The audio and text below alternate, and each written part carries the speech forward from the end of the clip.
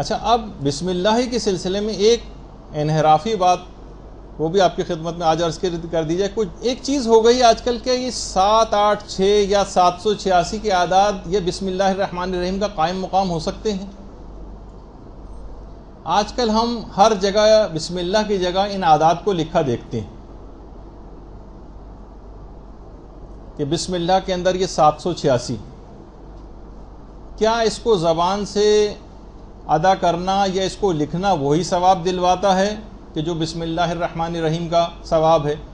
لوگ آج کل یہ لکھنے کے بجائے بسم اللہ کو 786/110 وغیرہ لکھ دیتے ہیں.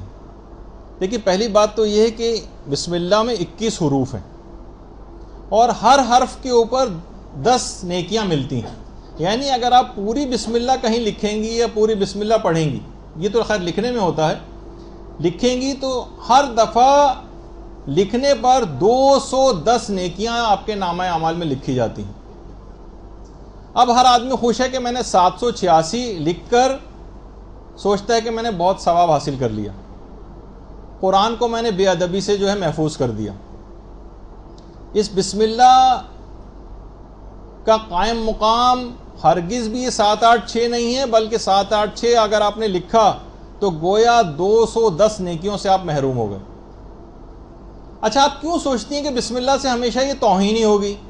کہیں ہو سکتا ہے یہ پیپر کہیں گر جائے اور لوگوں کے پاؤں کے نیچے معاذ اللہ آ جائے تو کہیں یہ نہ ہو جائے. کہ یہ احتیاط آپ کتنی دفعہ، کیا آپ اللہ کا نام کبھی اور کبھی بھی نہیں لکھتی؟ کتنی دفعہ ایسا ہوتا ہے جو آپ لکھتی ہیں اس کے اندر کتنی دفعہ بہت سے افراد کے نام آتے ہیں، نور اللہ اور انوار اللہ اور پتہ نہیں کون، اس میں بھی اللہ کا نام آ رہا ہوتا ہے. تو جگہ جگہ اللہ کا نام تو ویسے ہی استعمال ہو رہا ہوتا ہے. مثلا اگر کسی شخص کا نام انور ہو، انور کے جناب 275 حروف ہیں، آپ ان سے کہیں میاں 275 ادھر آئیے گا ذرا، اسے کیسا برا لگے گا. خود لفظ مولانا جو ہے اس 128 حروف ہے. مثلا آپ ان سے کہیں کہ 128 صاحب آپ سے نکاح پڑھوانا ہے، دیکھیے وہ کتنا ناراض ہوں گے. تو پھر خدا کے مقدس نام کے ساتھ یہ سلوک کیوں کیا جا رہا ہے؟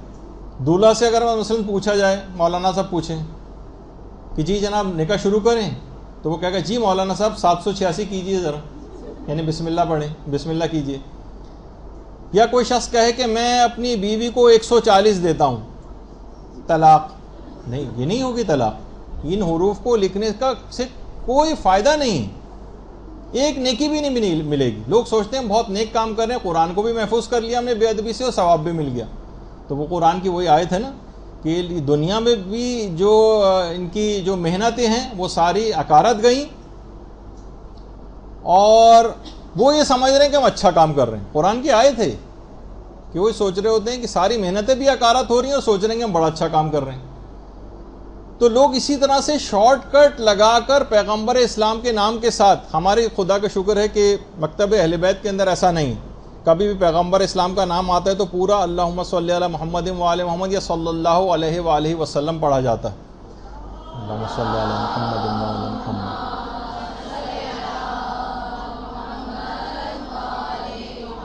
اب میں جو چیز آپ کو دکھانے جا رہا ہوں اس کا مقصد بالکل بھی ہرگز یہ نہیں ہے کہ کسی دوسرے کے اوپر تنقید کی جائے یا کچھ، لیکن صرف ایک مسئلے کی ہم کتنے اپنے مسائل ایسے ہیں کہ ہم ان کے اوپر اپنے افراد کے اوپر کتنی سے پہلے تنقید کرتے رہیں جہاں پہ انحراف آتا ہے کوئی.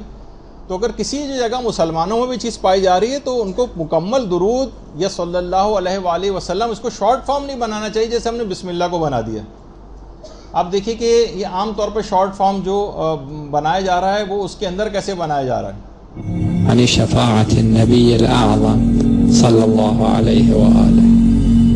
النبي صلى الله عليه وآله صلى الله عليه وسلم وسلم وسلم وسلم وسلم وسلم ويقول صلى الله عليه وسلم صلى الله عليه وسلم صلى الله عليه وسلم صلى الله عليه وسلم والنبي صلى الله عليه وسلم والنبي صلى الله عليه وسلم صلى الله عليه وسلم صلى الله عليه وسلم للنبي صلى الله عليه وسلم اتهام اللعب صلى الله عليه وسلم اصحاب النبي صلى الله عليه وسلم النبي صلى الله عليه وسلم صلى الله عليه وسلم صلى الله عليه وسلم صلى الله عليه وسلم صلى الله عليه وسلم صلى الله عليه وسلم لكان الله عزل لكان الله عزل الله عزل الله عزل الله عزل قول الله عزل قول الله عزل الله عزل ان الرسول صلى الله عليه وسلم ان الرسول صلى الله عليه وسلم ان الرسول صلى الله عليه وسلم صلى الله عليه وسلم صلى الله عليه وسلم صلى الله عليه وسلم صلى الله عليه وسلم صلى الله عليه وسلم.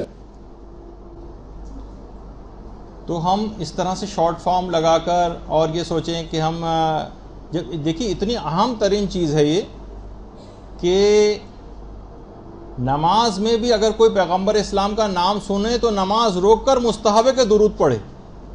اللہم صلی علی محمد و علی محمد.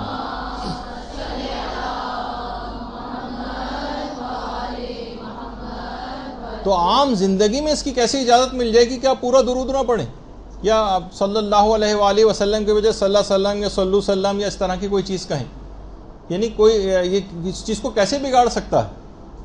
تو خود دیکھیے باقاعدہ منیت المرید میں بھی میں نے اپنی آنکھوں سے نہیں دیکھا، البتہ ایک عالم نے کوٹ کیا ہے کہ اس منیت المرید کے اندر بھی ہے کہ شہید ثانی نے لکھا کہ جس آدمی نے سب سے پہلے اس کام کو شروع کیا تھا کہ معصومین کے نام کے ساتھ پورا درود لکھنے کے بجائے صرف سواد یا سین لکھنا شروع کیا تھا، اس کے دونوں ہاتھ شل اور ناکارہ ہو گئے تھے. تو اتنا یعنی اتنی کاہلی کیا ہے کہ پوری کتاب لکھ رہے ہیں، اس میں ہمارا ہاتھ ٹوٹے جا رہے ہیں درود کو پورا لکھنے میں. کوئی چیز ہم لکھ رہے ہیں، کوئی مضمون لکھ رہے ہیں، کوئی چیز لکھ رہے ہیں تو اس میں درود ساتھ میں کیوں نہیں لکھا جا رہا ہے پورا، یا اس کو انتہائی شارٹ فارم میں ایسی چیز کیوں منایا جا رہا ہے صلی اللہ علیہ وسلم یا صلی اللہ علیہ وسلم ٹائپ کی چیز.